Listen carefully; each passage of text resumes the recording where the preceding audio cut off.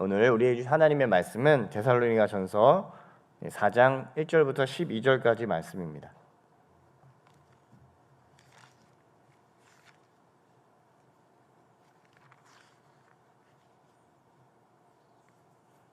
데살로니가전서 4장 1절부터 12절까지의 말씀 우리 함께 봉독하겠습니다. 함께 읽겠습니다. 시작. 그러므로 형제들아, 우리가 끝으로 주 예수 안에서 너희에게 구하고 권면하노니 너희가 마땅히 어떻게 행하며 하나님을 기쁘시게 할 수 있는지를 우리에게 배웠으니 곧 너희가 행하는 바라 더욱 많이 힘쓰라. 우리가 주 예수로 말미암아 너희에게 무슨 명령으로 준 것을 너희가 아느니라. 하나님의 뜻은 이것이니 너희의 거룩함이라. 곧 음란을 버리고 각각 거룩함과 존귀함으로 자기의 아내 대할 줄을 알고 하나님을 모르는 이방인과 같이 세욕을 따르지 말고 이 일에 분수를 넘어서 형제를 해하지 말라. 이는 우리가 너희에게 미리 말하고 증언한 것과 같이 이 모든 일에 주께서 신원하여 주심이라. 하나님이 우리를 부르심은 부정하게 하심이 아니요 거룩하게 하심이니 그러므로 저버리는 자는 사람을 저버림이 아니요 너희에게 그의 성령을 주신 하나님을 저버림이니라. 형제 사랑에 관하여는 너희에게 쓸 것이 없음은 너희들 자신이 하나님의 가르치심을 받아 서로 사랑함이라. 너희가 온 마게도냐 모든 형제에 대하여 과연 이것을 행하도다. 형제들아 권하노니 더욱 그렇게 행하고 또 너희에게 명한 것 같이 조용히 자기 일을 하고 너희 손으로 일하기를 힘쓰라. 이는 외인에 대하여 단정히 행하고 또한 아무 궁핍함이 없게 하려 함이라. 아멘. 하나님이 우리를 이제 구원하시고 그리고 나서 이루고자 하시는 일이 있습니다. 그것이 무엇일까요? 우리를 예수 그리스도의 은혜로 말미암아 구원하신 것, 이것은 전적으로 하나님께서 우리에게 주신 사랑이고 은혜입니다. 근데 이렇게 구원을 하시고 나서 출애굽이죠. 애굽에서 나오고 나서 그리고 나서 우리를 통해서 정말 이루고자 하시는 일은 무엇일까요? 성화라고 해서 거룩해지는 것이죠. 결국엔 이 성화, 하나님 앞에서 거룩으로 빚어지는 일, 그래서 거룩을 완성하는 일이 바로 하나님이 우리가 이제 신앙생활을 하고 또 교회를 다니고 또 이 삶을 하나님 앞에 드리면서 하나님께서 우리 가운데 진짜 원하시는 것은 바로 이 거룩입니다. 이 데살로니가 이 교회는 바울이 개척을 하고 나서 오래 있지 못했습니다. 그래서 신앙이 어린 상태라서 유혹이 오면 쉽게 무너질 수 있는 그런 위험이 있었습니다. 그런데 이 디모데가 다시 이 데살로니가 교회의 소식을 전해 왔는데 생각보다는 믿음이 든든하게 서 있었던 부분들이 있었던 거죠.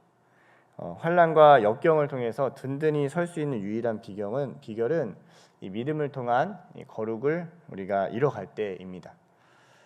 이 거룩에 대한 확인은 언제 우리가 될까요? 주님이 오실 때입니다. 주님이 언제 오실지는 모릅니다.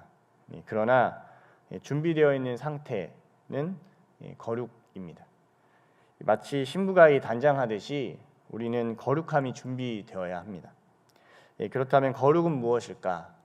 오늘 본문을 통해서 이 거룩함에 대해서 우리가 함께 그 의미에 대해서 함께 나누고자 합니다. 우리 1절부터 2절 말씀을 다 함께 다시 한번 보겠습니다. 1절부터 2절까지 말씀 함께 읽어보겠습니다. 시작. 그러므로 형제들아, 우리가 끝으로 주 예수 안에서 너희에게 구하고 권면하노니 너희가 마땅히 어떻게 행하며 하나님을 기쁘시게 할 수 있는지를 우리에게 배웠으니 곧 너희가 행하는 바라 더욱 많이 힘쓰라. 우리가 주 예수로 말미암아 너희에게 무슨 명령으로 준 것을 너희가 아느니라. 1절 2절에 그러므로 이렇게 나옵니다. 그러므로는 이제 3장 13절에 보면 거룩하게 흠이 없게 하기를 원한다 이렇게 말하면서 이어서 얘기하고 있습니다. 그것을 더욱 너희가 힘쓰라 라고 말하고 있습니다. 이 데살로니가 지역은 이 교통이 요충지였습니다. 그래서 이곳에 무역이 이루어지고 있고 또 경제적으로는 굉장히 풍성한 곳이었습니다. 예, 돈으로 지어진 그 우상 숭배가 가득한 또 땅이기도 했습니다. 근데 여기서 바울이 여러분들이 배운 것을 힘쓰고 있으라. 그래서 도대체 뭘 그럼 힘써야 되는가라고 했을 때 3절에서 6절에 한 번 더 이것을 얘기하고 있는데요. 3절부터 6절까지 말씀을 한번 보겠습니다. 예, 읽어볼까요? 시작. 하나님의 뜻은 이것이니 너희의 거룩함이라. 곧 음란을 버리고 각각 거룩함과 존귀함으로 자기 아내를 대할 줄을 알고 하나님을 모르는 이방인과 같이 세욕을 따르지 말고 이 일에 분수를 넘어서 형제를 해하지 말라. 이는 우리가 너희에게 미리 말하고 증언한 것과 같이 이 모든 일에 주께서 신원하여 주심이라. 예, 거룩을 힘쓰라 이렇게 말하고 있습니다. 예, 그럼 거룩이 뭘까? 3절 6절의 이 원문의 기록에 의하면 이게 세 개의 부정사 구로 연결이 되어서 설명을 하고 있습니다. 예, 첫 번째는 음란을 멀리하라. 음란으로부터 자신을 멀리하라라고 얘기하고 있습니다. 예, 음란은 헬라어로 이 포르네이아라고 합니다. 우리가 쉽게 듣는 이 포르노와 이제 관련이 있습니다. 1차적으로는 이 부정적인 성교를 얘기하는 것이고 또 매음과 간음을 얘기하고 있습니다. 예, 매음은 성을 사는 행위죠. 그리고 간음은 이제 그 허락한 배우자를 넘어가서 선을 넘어가는 그런 행위를 얘기합니다. 이것은 인격적인 부분을 물질을 통해 욕망을 쟁취하는 형태로 나타나거나 아니면 자신이 정말 사랑해야 될 그 배우자보다 다른 것을 더 사랑하게 될 때 나타나게 되는 것이죠. 그리고 궁극적으로 이런 음란에 빠지는 이유는 자기를 사랑하는 것에 있습니다. 이러한 성의 문제는 은밀함에 있습니다. 그래서 데살로니가 교회는 사실 칭찬받는 교회였습니다. 얼마 개척을 하지 않았는데도 생각보다는 굉장히 든든하게 서 있는 이 공동체를 바울이 많이 칭찬합니다. 모든 일에 사랑을 나타내는 공동체였습니다. 그러나 사실 그들이 속한 그 환경 자체는 물질적인 풍요로운 환경이었어요. 사랑의 좋은 행위들이 나타날 때 가려지는 것이 은밀한 개인의 영역들입니다. 행위는 우리가 좋게 포장을 할 수가 있습니다. 그러나 내밀한 시간 또 가릴 수 있는 영역에서 이 개인이 무엇을 행하는지는 사실 잘 모릅니다. 우리가 교회 안에서는 모릅니다. 교회 안에서는 할렐루야 이렇게 저도 얘기하고 여러분들도 겉으로는 다 좋은 모습으로 설 수도 있습니다. 그러나 가장 내밀한 시간, 내가 혼자만 있는 시간, 그 속에서 결국 자신의 모습이 드러나게 되어 있습니다. 그래서 바울은 아버지와 같은 심령으로 그들에게 권면합니다. 우상 숭배, 특별히 신전에서 창기와 성관계를 하는 이 자연스러운 그것이 문화였던 이 도시에서 자칫 그들이 음란에 빠질 것을 경계하고 있습니다. 음란은 자신을 채우는 욕구입니다. 자신을 채우는 일을 충분히 나타내는 사회, 이 물질적인 풍요가 가득할수록요, 음란은 우리 가운데 더 큰 유혹으로 다가오게 됩니다. 우리나라가 이제 세계 10대 강국, 경제 대국이잖아요. 근데 정말 이것은 하나님의 전적인 은혜였습니다. 그런데 이 안을 들여다 보면요, 우리가 음란함이 너무나도 가득한 것을 우리가 알 수 있습니다. 이제는 뭐 이혼 자체도 흠이 아닌 시대가 되었고, 이 간통죄도 폐지되었기 때문에 이제 부부간에도 간통을 했을 경우에 형사적인 처벌을 다룰 수가 없는 상황이 되었습니다. 이제 바람을 피우는 것도, 불륜을 하는 것도 이제 나중에는 하나의 권리처럼 여기게 될까봐 두렵습니다. 그만큼 성적으로 지금 우리나라는 많이 타락해 있습니다. 근데 이 음란함이 어떻게 여러분 확인되는 줄 아십니까? 물론 이제 성적인 타락이라는 그런 열매를 볼 수도 있겠지만요, 이제 이 음란함이 우리 가운데 어떻게 나타나느냐, 막 그런 어떤 뭐 매음을 하고 간음을 하는 어떤 그런 열매가 꼭 이루어지지 않더라도요, 음란함을 4절에 보면 이렇게 나타나고 있어요. 각각 거룩함과 존귀함으로 자기 아내를 대하여 한다는 거예요. 이게 부정사고로 연결돼서 이 앞에 있는 게 뒤에 있는 거랑 계속 연결이 돼서 수식이 됩니다. 자신의 아내를 자신의 욕망을 위한 채우기 위한 존재로 이제 하는 게 아니라 존귀함으로 대해야 되는 것이 거룩이다라고 얘기하고 있어요. 자신처럼 존중이 여기지 않고 있다면 이것은 내가 거룩함에서 멀어지고 있다는 거예요. 어쩌면 가장 가까운 사람, 배우자죠. 이 배우자를 내가 정말 존귀하게 여기고 있는가, 거룩함으로 대하고 있는가, 이것이 내가 지금 음란에 빠져 있는가 안 빠져 있는가를 확인할 수 있는 척도가 될 수 있다는 거예요. 아무리 성경을 읽고 기도를 많이 한다고 하더라고요. 가까운 배우자를 존귀하게 여기지 않는다면 이 거룩함의 이상 신호가 들어왔다는 것을 얘기하고 있습니다. 그래서 저도 이제 이 거룩의 바로미터는요, 뭐 여기서 나타나는 이런 설교하는 모습 이런 전혀 아니고요. 제가 아내를 대할 때 저는 이제 제 거룩을 확인할 수 있어요. 내가 아내보다 다른 것에 마음을 두고 있다면 뭐 이게 꼭 어떤 다른 여성을 얘기하지 않더라도요, 아내를 대하는 나의 태도가 좋지 않다는 것을 보게 됩니다. 사역 열심히 하고 이런 거랑 전혀 상관이 없습니다. 아내의 이야기를 듣지도 않고 존중하게 여기지도 않고 내 속에 내 아내의 능만 가득하잖아요. 그것은 거룩을 벗어나 음란함으로 갈 수 있다는 신호가 될 수 있다는 것입니다. 여러분이 거룩에 대한 준비는요, 배우자 가장 가까운 사람을 어떻게 대하는지에 따라 나타날 수 있다는 것입니다. 또 있습니다. 여기 보면 연결되는 부분이 세 번째는 이방인과 같이 세욕을 따르지 말고 분수를 넘어서 형제를 해하지 말라 이렇게 얘기하고 있습니다. 세욕을 따르는 것은 아까도 말씀드렸듯이 이 데살로니가 지역에 신전에서 성행위하는 것을 얘기합니다. 이방인들이 구하는 것은 무엇을 먹을까 무엇을 마실까, 자신의 욕구를 계속해서 채우는 것입니다.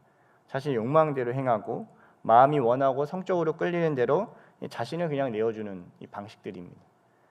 자신을 분수를 넘어서요, 또 형제를 해하지 말라라고 얘기하고 있습니다. 이것은 해야 한다는 것을 이 헬라어 원어로 보면요, 플레옹 네테오라고 해서 이것은 어떤 이익을 얻기 위해서 횡령하는 것까지도 얘기하고 있어요. 그러니까 뭐 겉으로 싸움을 해서 뭐 칼로 그 사람을 어떻게 해하는 이런 것의 의미가 있을 수도 있겠지만 궁극적으로는 재정적인 이익을 취하는 거예요.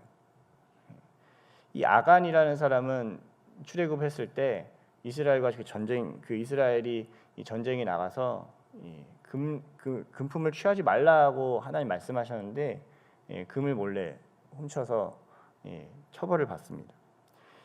가룟 유다는 돈꾀를 맡았던 사람이었는데 자신의 유익을 위해서 이것을 몇 개를 가져가기도 했습니다.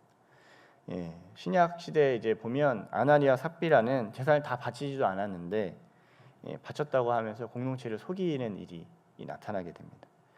거룩이 훼손되는 일이 이렇게 나타납니다. 음란함이 이렇게 나타나는 겁니다. 공동체를 유지하고 세워가는 이 재정에 손을 댄다든지 자신이 감당해야 하는 그 책임을 외면하는 것이 지금 있다면 내가 지금 거룩에서 벗어나고 있는 것은 아닌가를 의심해 보아야 된다는 것입니다. 거룩은 구별한다는 의미가 있습니다. 구별된다. 우리가 궁극적으로 인데 구별된다는 게 무엇일까요? 내가 깨끗한 옷을 입으면 다른 사람과 구별되는 것, 이거는 이제 보여지는 것처럼 보이는 거룩이지만 궁극적으로는 이 구별된다는 것은 관계를 의미하고 있습니다. 우리가 누군가를 사랑하고 관계하고 발전하면요, 신랑과 신부가 돼서 결혼을 합니다. 그러면 내 아내는 다른 여자와 구별이 되는 거죠. 제 아내가 있는데 계속 눈길이 다른 여자한테 가는 건 안 되는 겁니다. 내 사랑하는 아내에게 계속 눈이 가는 거죠. 내 남편은 다른 남자와 구별이 됩니다. 구별하는 것은요, 각별히 사랑하는 것으로 나타나게 돼요. 내가 거룩하니 너희도 거룩하라. 하나님 말씀하셨거든요. 하나님이 너희를 내가 피값 쓰고 산 너무나도 귀한 사랑하는 존재이니 너희도 나에게 거룩해라 라고 얘기하시는 거예요. 이것은 결국 관계하는 것입니다. 하나님과의 관계가 우리가 너무너무 깊이 각별해졌습니다. 근데 음란은요, 하나님이 최우선이 아니게 되는 거예요. 다른 것을 찾게 되고 두려움이 오게 되면 다른 것을 붙들게 되는 거예요. 두 마음이 되어지는 상태입니다. 결국은 아내를 존귀하게 여기지도 다른 사람에게 착취하는 마음으로 살아가게 될 수 있다는 거예요. 내가 그런 일들이 지금 나타나고 있는가? 내 지금 삶에서 내가 정말 아내를 존귀하게 여기고 다른 사람들에게 덕을 세워주려고 하는가, 아니면 어떻게든 속여서 이익을 취하려고 하는 것은 아닌가를 우리가 한번 살펴봐야 됩니다. 사랑을 잃어버린 상태, 결국 이것이 거룩을 잃어버린 상태다, 이렇게 얘기하고 있습니다. 그래서 이제 7절에서 8절 말씀에 이렇게 얘기하는 겁니다. 이어서 이렇게 말씀하는 겁니다. 7절 8절 말씀 우리 한번 읽어보겠습니다. 읽어볼까요? 시작. 하나님이 우리를 부르심은 부정하게 하심이 아니요 거룩하게 하심이니 그러므로 저버리는 자는 사람을 저버림이 아니요 너희에게 그의 성령을 주신 하나님을 저버림이라. 하나님의 이 거룩의 상태가 우리 가운데 잃어버리게 됐을 경우 이것은 단순히 사람을 저버린 것이 아니라 하나님을 저버린 상태가 되었다라고 얘기합니다. 거룩을 잃어버리면 하나님을 저버리는 상태가 되는 거예요. 그래서 이 거룩은 아까도 말씀드렸듯이 관계로 해석할 수 있습니다. 그래서 사랑과 연결이 됩니다. 내가 거룩한가? 그건 어떻게 할 수 있는가? 내가 피에 손 안 묻히고 더러운 걸 하지 않고 이런 게 거룩이 아니라 내가 전 진실로 하나님을 사랑하고 내 이웃을 내 몸과 같이 사랑하고 있는가? 이것이 거룩의 표상이라는 것이에요. 9절부터 12절에 그래서 이 얘기가 나옵니다. 9절부터 12절 말씀 우리 마지막 한번 읽어보겠습니다. 시작. 형제의 사랑에 관하여는 너희에게 쓸 것이 없음은 너희들 자신이 하나님의 가르치심을 받아 서로 사랑함이라. 너희가 온 마게도냐 모든 형제에 대하여 과연 이것을 행하도다. 형제들아 권하노니 더욱 그렇게 행하고 또 너희에게 명한 것 같이 조용히 자기 일을 하고 너희 손으로 일하기를 힘쓰라. 이는 외인에 대하여 단정히 행하고 또한 아무 궁핍함이 없게 하려 함이라. 바울은 이제 데살로니가 이 교회가 잘하고 있다라고 얘기합니다. 형제 사랑하기에 열심히 잘하고 있다. 근데 이것을 아까도 말씀드렸듯이 더욱 힘써라. 너희가 더욱 사랑해라. 이렇게 얘기하고 있습니다. 그래서 쓸 것이 없다. 너희에게 더 이상 쓸 것이 없다는, 너희가 잘하고 있다는 것을 칭찬하고 있는 것입니다. 근데 이 말씀이 이제 11절에 보면 자기가 하는 일을 하고 또 자기 너희 손으로 일하기를 힘쓰라 이렇게 말하고 있어요. 사랑하는 것은요 결국엔 일하는 것과 연결이 될 때가 많습니다. 제가 이제 결혼해서 느끼는 일인데요. 결혼을 하고 나서 느끼는 일 중에 하나가 내가 일을 안 하면 상대방이 쉬지 못한다는 걸 느끼게 돼요. 쓰레기를 버려야 되는데 쓰레기를 안 버리면 누군가 버려야 돼요. 음식물 쓰레기는 제가 담당하고 있습니다. 할렐루야. 누군가 이게 하지 않으면 그 가정 공동체가 유지되기가 되게 어렵습니다. 그러니까 결혼한다는 건 어찌 보면 정말 많은 집안일을 하겠다는 선언이기도 해요. 자기가 일을 해야 되는 것들이 있습니다. 그런데 수고하지 않고 일하지 않으면 상대방이 그걸 감당하게 됩니다. 그래서 사랑은 노동의 요소가 있습니다. 내가 얼마나 많은 일을 해서 그 사람을 위해 헌신하는가, 그 사랑하고 있는가가 있는 거예요. 그리고 자신이 아닌 상대방의 궁핍함이 없게 하는 것이죠. 그리고 그 결핍을 채워가는 것이 사랑입니다. 그래서 이 거룩이라는 걸 어떻게 우리가 확인할 수 있는가? 그건 아까도 말씀드렸듯이 가장 가까운 사람 내가 어떻게 대하고 있는가를 여러분 꼭 생각하십시오. 두 번째는 내가 혹시라도 공동체를 세워가는 일에 있어서 그 이익을 해야 하는 일을 하고 있는 건 아닌가?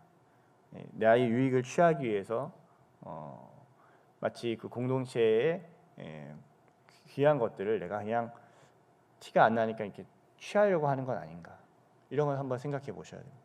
그리고 마지막으로는 내가 정말 헌신하고 사랑해서 내가 함께하는 사랑하는 사람이 궁핍함이 없는가 돌보셔야 돼요. 우리 교회 공동체도 돌보셔야 됩니다. 할렐루야. 궁핍함이 없는가, 이분은 어려움이 없는가, 이걸 나타내는 게 거룩한 삶입니다. 자기 혼자 성경 많이 읽었다고 자랑하는 게 거룩한 삶이 아니고요. 그 영혼이 정말 아름답게 신부로 단장되고 있는가를 함께 확인하는 것이 우리의 삶의 거룩을 확인하는 길입니다.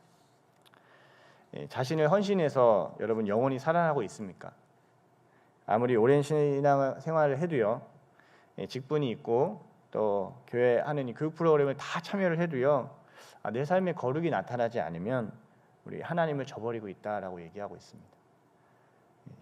오늘 여러분 예수님이 오신다면 여러분 어떠실 것 같으세요? 할렐루야. 마라나타 주 예수여 오시옵소서. 우리가 요한계시록에 보면 그렇게 기록하고 있잖아요. 주님이 오실 것을.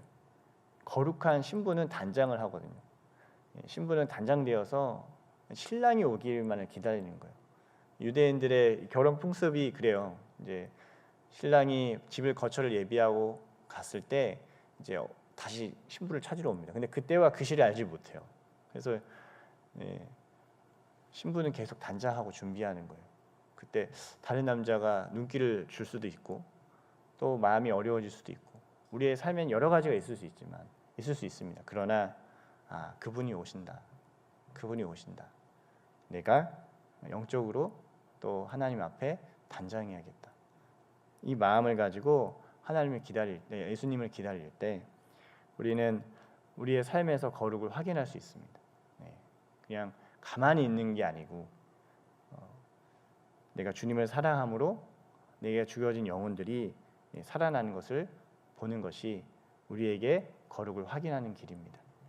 오늘 여러분 이 하나님의 뜻, 이 거룩을요 사랑으로 실천해서 정말 주님 오셨으면 좋겠습니다. 나 정말 지금 단장하고 있습니다. 정말 하나님 언제나 오시옵소서. 내가 주님을 기다리고 있습니다. 주님의 신부로서 살아가시길 축복합니다.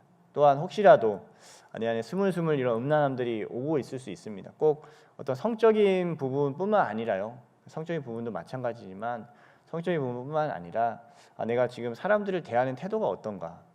내가 정말 진실하게 사랑으로 대하고 있는가? 아니면 다른 것을 내가 지금 하나님이 아닌 다른 것을 생각하고 있는가? 아니면 경제적으로 내가 세워가고 있는가? 아니면 착취하고 있는가? 형제를 잘 세워가고 있는가? 아니면 해하고 있는가? 이것들을 확인하면서 혹시라도 내가 음란함에 빠지고 있다면 다시 마음을 돌이켜서 하나님, 내가 오직 주님만을 사랑하기 원합니다. 주님이 나를 깊이 사랑하신 것처럼 나도 역시 오늘 하루 주님을 사랑하는 믿음의 사람으로 거룩한 존재로 살아가게 하여 주옵소서. 그 마음으로 오늘 한낮 주님 앞에 거룩한 신부로 단장되어 가시기를 예수님의 이름으로 축복합니다.